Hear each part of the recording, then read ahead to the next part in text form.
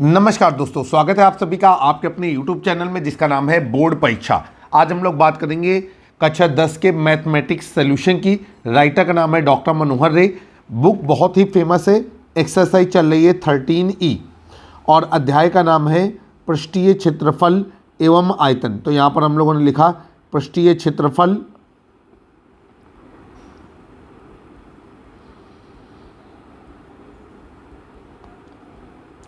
एवं आयतन। चलिए भाई, सवाल को हल करेंगे।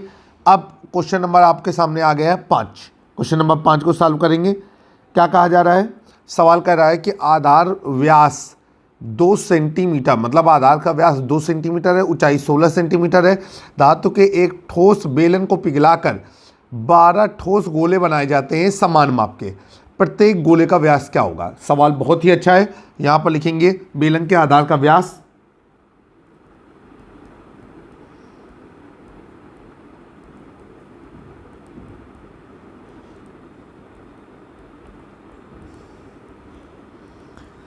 और ये हो गया हमारा 2 सेंटीमीटर। इसके बाद बेलन की ऊंचाई, बेलन की ऊंचाई है आपकी 16 सेंटीमीटर। गोलों की संख्या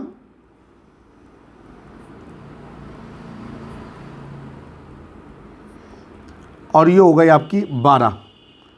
अब यहां पर बोला है प्रत्येक गोले का व्यास।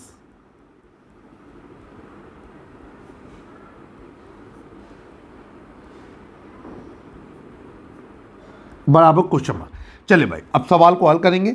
आइए देखिए किस तरीके से हम सवाल को करते हैं। सबसे पहले तो हम यहाँ पर लिखेंगे कि इतना हम समझ गए कि जब एक आकृति को पिघला करके दूसरी आकृति में बदला जाता है तो पहली आकृति का आयतन दूसरी आकृति के आयतन के बराबर हो जाता है।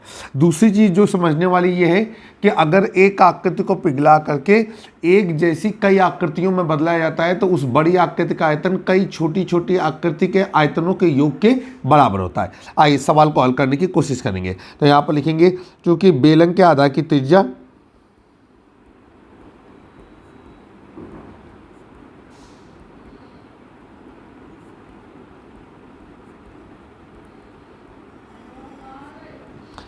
स्मॉल आर बराबर व्यास बटा 2। व्यास है हमारा 2/2 और ये कितना हो गया आपका 1 सेंटीमीटर। तो बेलन के आधार की जो त्रिज्या है वो हमारी हो गई 1 सेंटीमीटर। अब यहाँ पर निकालते हैं हम बेलन का आयतन।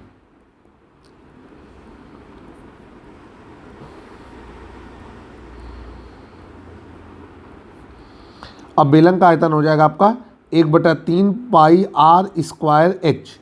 आइए मान रख देते हैं। तो ये हो जाएगा आपका 1/3। पाई का मान पाई रहने देंगे क्योंकि इधर बेलन का पाई और उधर गोले का पाई आपस में कट जाएगा। आर का मान है आपका 1, तो 1 का स्क्वायर, और एच का मान है हमारे पास 16। तो ये हो गया आपका 16 पाई/3 और इकाई लग गई घन सेंटीमीटर। ये हो गया हमारा बेलन का आयतन। अब यहाँ पर लिखेंगे कि माना गोले की त्रिज्या कितनी है? कैपिटल आर है, क्योंकि स्मॉल आर यहाँ बेलन के लिए ले चुके हैं। तो माना गोले की त्रिज्या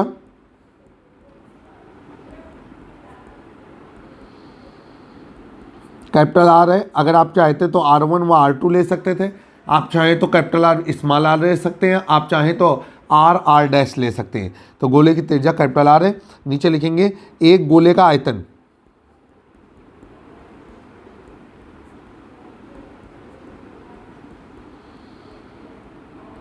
और एक गोले का आयतन हो गया आपका 4/3 पाई कैपिटल आर क्यूब।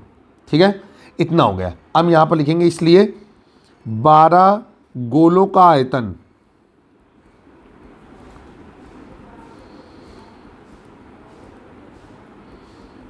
ये हो जाएगा 12 गुणे एक गोले का आयतन, तो 12 गुणे 4/3 पाई आर क्यूब, और ये हो जाएगा 12 चौको 48 पाई आर क्यूब बटा 3, और इकाई क्या लगा देंगे? घन सेंटीमीटर। सभी लोगों को समझ में आया होगा, मैं ऐसी उम्मीद करता हूँ। चलिए आगे चलते हैं। यहाँ पर लिखेंगे चूँकि बेलन को पिघलाकर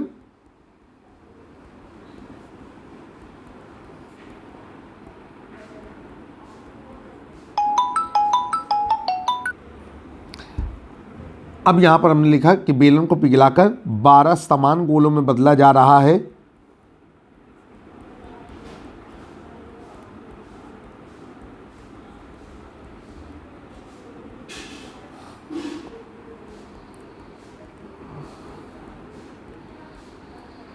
इसलिए अब क्या हो जाएगा आपका, यहाँ पर हो जाएगा आपका बेलन का आयतन बराबर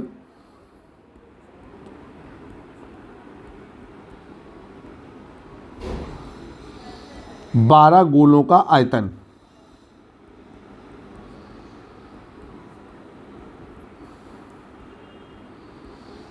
बेलन का आयतन कितना है हमारे पास, देखिए अभी अभी हमने निकाला है 16 पाई बटा 3 बराबर, और ये कितना है आपका, ये है आपका 48 पाई कैपिटल आर क्यूब बटा 3। ये और ये कट गया, ये और ये कट गया, 16 तियाँ 48, ठीक है। तो ये हो जाएगा आपका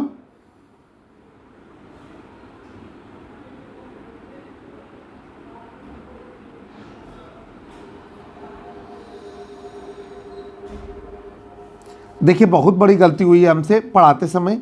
जो बेलन का आयतन होता है वो होता है पाई आर स्क्वायर एच। बेलन के आयतन की जगह हमने गलती से शंकु का आयतन ठोक दिया है, उसके लिए मैं माफ़ी चाहता हूँ। और ये हो जाएगा आपका पाई आर स्क्वायर एच, ये भी हमारा 1/3 हट गया। और ये हो गया आपका 16 पाई, ये बटा 3 नहीं रहेगा, तो ये हो गया 16 पाई। बहुत बड़ी गलती हुई, उसके लिए माफ़ी चाहता हूँ मैं। और ये हो जाएगा आपका बटे 3 नहीं होगा, तो ये बटे 3 को हटा देते हैं यहाँ से, ये, और यहाँ पर रहेगा आपका बटा 3। अब ये हो जाएगा आपका 16 तियाँ 48, ये अब ये हो जाएगा 3 से 3 कट गया। फाइनली हो गया आपका आर क्यूब बराबर 1, आर बराबर घनमूल 1, और 1 का घनमूल निकलेगा आपका 1। और इकाई क्या लगा दिया, यहाँ पर इकाई लगा दिया हमने सेंटीमीटर। तो यहाँ पर हम लोग नीचे लिख देते हैं कि गोले की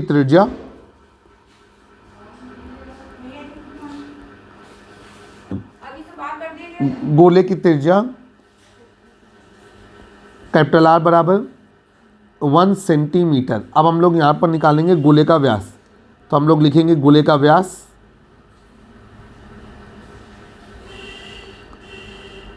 बराबर 2 गुणे गोले की त्रिज्या, और ये हो जाएगा आपका 2 × 1 = 2, और इकाई लग गई सेंटीमीटर। तो आपका आंसर आ रहा है कि जो आपके बेलन को पिघला करके 12 गोले बनाए जा रहे हैं, उनमें से प्रत्येक गोले का व्यास 2 सेंटीमीटर रहेगा।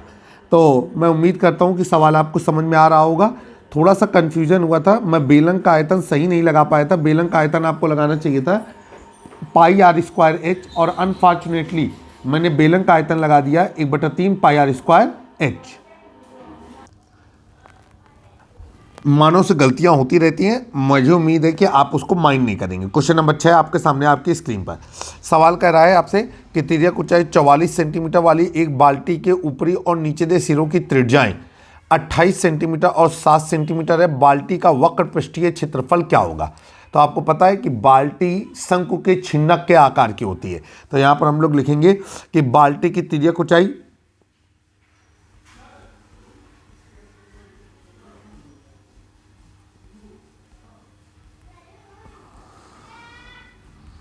और इसको कहेंगे L बराबर 45 सेंटीमीटर। इसके बाद बाल्टी के ऊपरी सिरे की त्रिज्या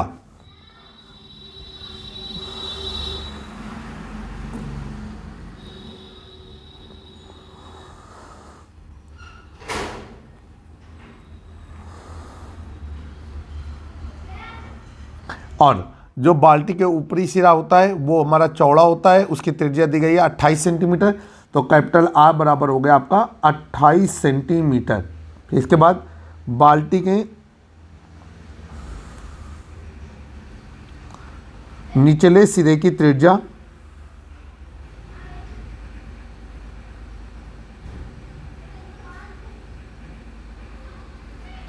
ये हो गया आपका स्मॉल आर बराबर, ये हो गया आपका 7 सेंटीमीटर। हमसे पूछा गया है कि बाल्टी का वक्र पृष्ठीय क्षेत्रफल क्या होगा। तो हम यहाँ पर लिखते हैं कि बाल्टी का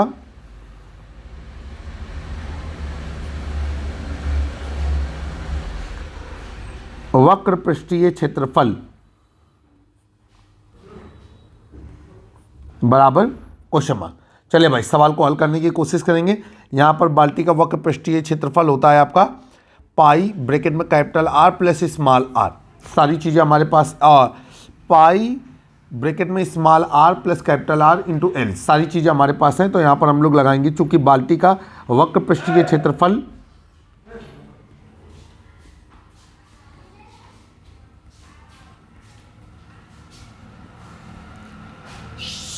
बराबर छिन्नक का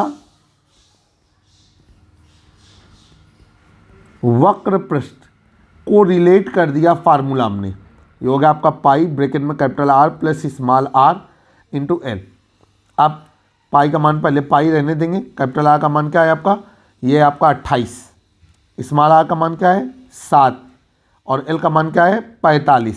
आइए अब हम इसे हल करेंगे। ये हो जाएगा पाई, ये 28 और 7 ये होता है आपका 35 गुणे 45।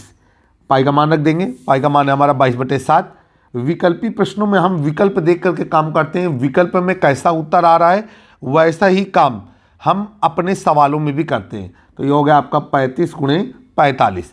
अब ये हो जाएगा आपका 7 पन्ना 35, 22 पंचे 110, तो 110 गुणे 45 ये हो जाएगा आपका 45 से कम 45 की 5 हासिल लगा 4, 45 से कम 45, 45 और 5 45 और 4 49, तो ये हो गया आपका 4,950 और इकाई क्या लग गई वर्ग सेंटीमीटर। तो बाल्टी का वक्र पृष्ठीय क्षेत्रफल 4,950 वर्ग सेंटीमीटर है। आशा करते हैं कि सवाल आपको ये भी समझ में आया होगा और जो भी विकल्प हमें 4,950 वर्ग सेंटीमीटर का उत्तर दे रहा है उसे हम सही उत्तर के रूप में चयनित कर लेंगे। अब अगला सवाल क्वेश्चन नंबर 7 आपके सामने आपकी स्क्रीन पर। सवाल क्या कह रहा है जरा समझते हैं। कह रहे हैं सवाल पे कि दवाई का एक कैप्सूल 0.5 सेंटीमीटर व्यास वाले एक बेलन के आकार का है। तो यहां पर लिखेंगे बेलनाकार कैप्सूल का व्यास।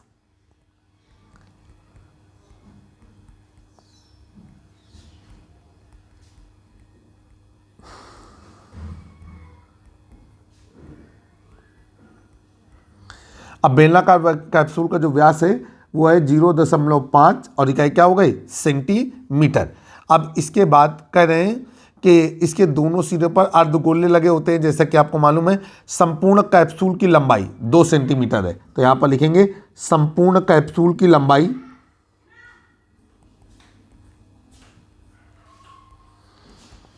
ये हो गई आपकी 2 सेंटीमीटर।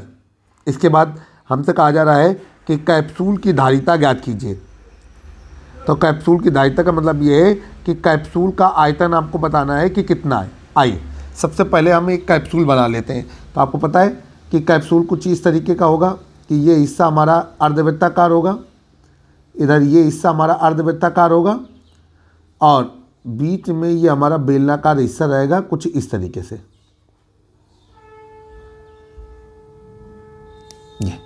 अब इसकी जो कुल लंबाई है वो है हमारी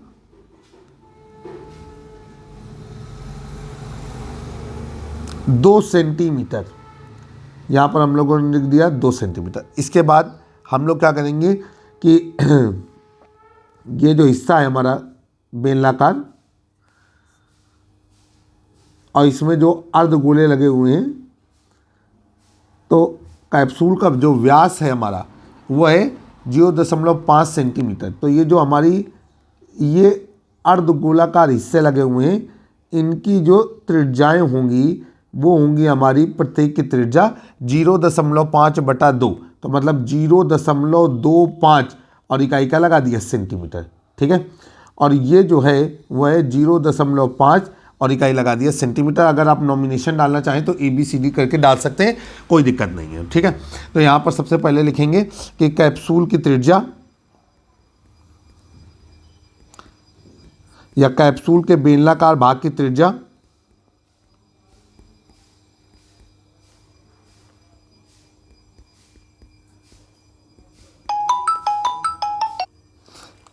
कैप्सूल के बेलनाकार भाग की त्रिज्या और ये हो जाएगा हमारा व्यास बटा 2। तो ये हो गया आपका स्मॉल r बराबर व्यास बटा 2 और ये व्यास का मान है आपका 0.5/2। तो चाहे ऐसे ही रख लें और भाग देकर के निकाल सकते हैं 0.25 सेंटीमीटर। ठीक है, अब यहाँ पर हम लोग क्या लिखेंगे, लिखेंगे बेलनाकार भाग का धारिता।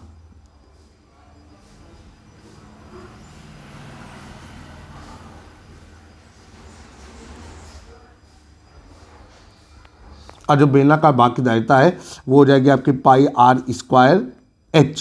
ठीक है, अब इससे पहले बेलनाकार भाग का लंबाई हमें निकालनी होगी, ठीक है। तो यहाँ पर हम लोग लिखते हैं बेलनाकार भाग की लंबाई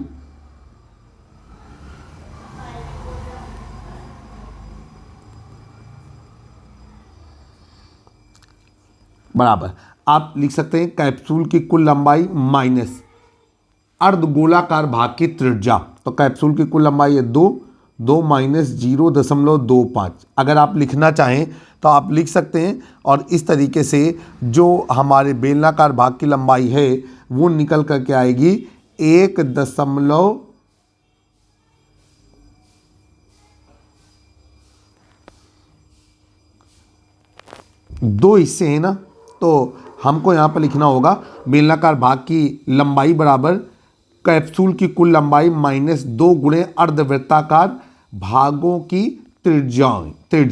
तो ये हो जाएगा आपका 2 माइनस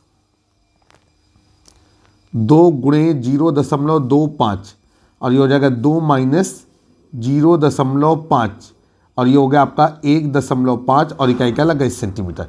अब बेलनाकार भाग की धारिता तो ये होगा आपके पाई आर स्क्वायर एच। अब यहाँ पर क्या करेंगे हम कि पाई को पाई रहने दें, आर का मान कितना है, आर का मान है 0.25 का स्क्वायर, और गुणे एच का मान क्या है आपका 1.5, इतना हो गया आपका। अब हम चाहें तो हम यहीं पर हल करें, और चाहें तो हम ऐसे रहने दें। तो ये हो जाएगा आपका कितना, जब हम पूरा हल करके देखते हैं तो ये हो जाएगा 0.09375, ठीक, 0.09375, और इकाई लगा देंगे पाई, और इधर लगा दिया घन सेंटीमीटर। ये बेलनाकार भाग की क्या हो गई धारिता। अब हम लोग आगे चलेंगे, यहाँ पर हम लोग लिखेंगे कि अर्धवृत्ताकार अर्धगोलाकार, वृत्ताकार नहीं, अर्धगोलाकार भाग की त्रिज्या, और इसको हमने नाम दे दिया आर डैश बराबर बेलनाकार भाग की त्रिज्या। क्योंकि दोनों की त्रिज्याएं समान रहेंगी तो बेलनाकार भाग की त्रिज्या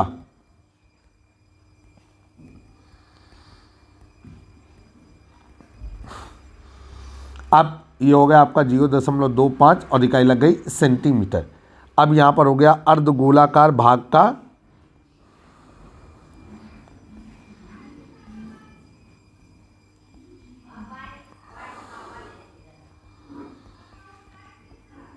धारिता। अर्धगोलाकार भाग की जो धारिता है वो हो जाएगी आपकी 2/3 पाई आर डैश क्यूब। अब ये हो गया आपका 2/3, पाई को पाई रहने देंगे, आर डैश का मान क्या है, आर डैश का मान है 0.25 का क्यूब। अब अगर हम इसको देखते हैं तो ये क्या हो जाएगा आपका, ये हो जाएगा आपका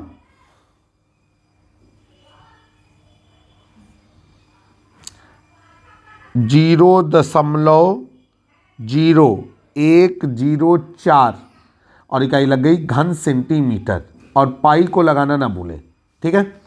तो इतना सभी को समझ में आया होगा, मैं ऐसी उम्मीद करता हूँ। अब नीचे लिखेंगे चूंकि कैप्सूल की धारिता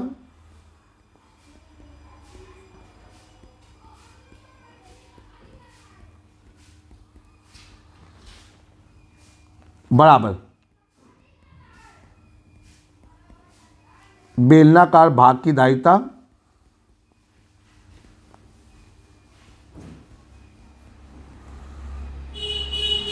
प्लस दोनों अर्धवृत्ताकार नहीं, दोनों अर्धगोलाकार भागों की धारिता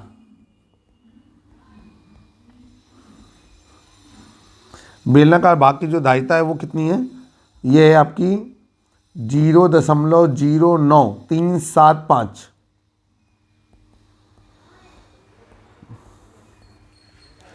0.09375 पाई, अब प्लस ये हो गया 0.0104 पाई। जब हम दोनों को जोड़ेंगे तो हमारा आ जाएगा 2 का गुणा भी करना होगा, तो यहाँ पर गुणे 2 कर दीजिए, तो ये हो गया 0.09375 पाई धन 0.0208 पाई। अब जब इनको ऐड करते हैं तो ये हो जाएगा आपका 0.1145 पाई और इकाई हो गई आपकी घन सेंटीमीटर। ठीक है, अब यहाँ पर हम पाई का मान रख दें, चूंकि विकल्प में अभी ये उत्तर दिख नहीं रहा है तो ये हो जाएगा 0.11455 गुणे पाई का मान है आपका 22/7 और जब हम इसे हल करेंगे तो ये हो जाएगा आपका 0.36 घन सेंटीमीटर। ये आपका आंसर हो गया। तो जो कैप्सूल की धारिता है वो हमारी 0.36 घन सेंटीमीटर है। आंसर शीट से हमने आंसर को मिला लिया। तो उम्मीद करते हैं कि जो भी सवाल आज आपको समझाया गया वो आपको बेहतर पसंद आया होगा। जल्द ही एक नए वीडियो में फिर से मुलाकात करेंगे। जुड़े रहें आप अपने YouTube चैनल से जिसका नाम है बोर्ड परीक्षा। जय हिंद, जय भारत।